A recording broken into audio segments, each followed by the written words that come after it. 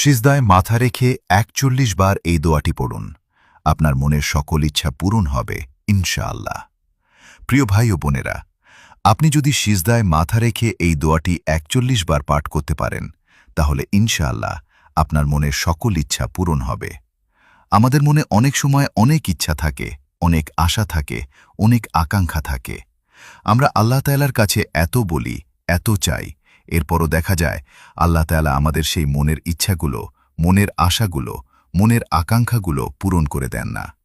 অনেকে আমাদের কাছে এসে বলে, হুজুর, আল্লাহ তাআলার কাছে এত দোয়া করি, এত ইচ্ছার কথা বলি, আমার একটা সন্তান হয় না, আমার যেন একটা সন্তান হয়।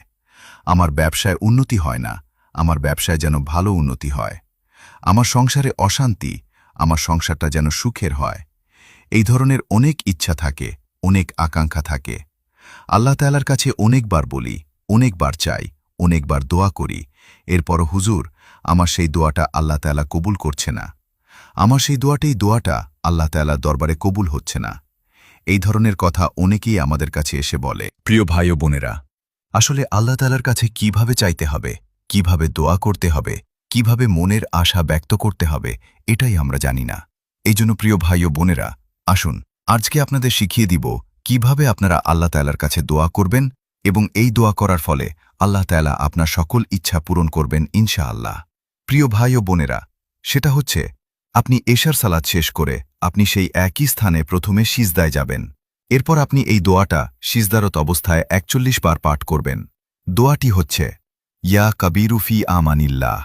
আবার বলছিছি, ইয়া কাবীরুফি আমানিল্লাহ। এই দোয়াটা আপনারা সিজদারত অবস্থায় ৪১ বার পাঠ করবেন। এরপর আপনি সিজদা থাকা অবস্থায় আল্লাহ তাআলার কাছে আপনার সব নেক ইচ্ছার কথা বললেন। সেই সময় আপনার দুহাত তুলতে হবে না, কারণ আপনি সিজদায় থাকবেন। ওই সিজদার অবস্থাতেই আপনি আল্লাহ তাআলার কাছে বলবেন যে, হে আল্লাহ, আমার মনের এই ইচ্ছাগুলো। হে আল্লাহ, আমার যেন একটা নেককার সন্তান হয়। হে আল্লাহ, আমার ব্যবসায় যেন উন্নতি হয়। হে আল্লাহ, আমার সংসার যেন সুখের হয়।